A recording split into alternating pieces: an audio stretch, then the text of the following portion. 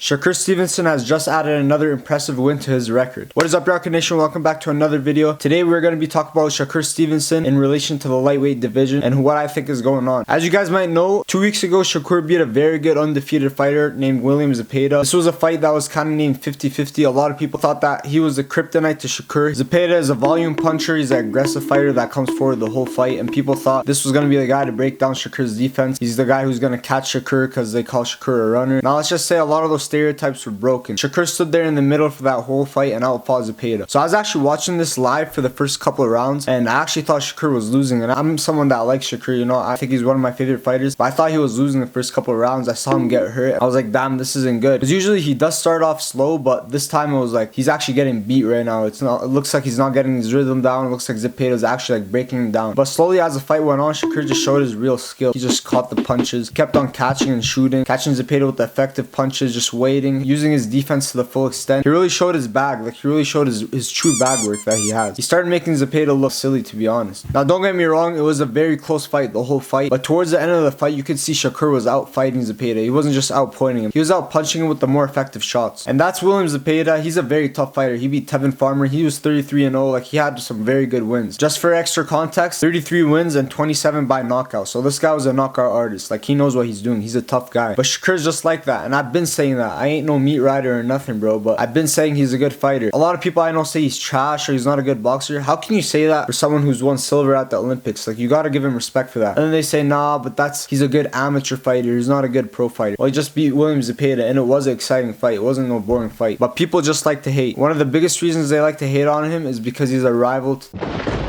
Tank Davis.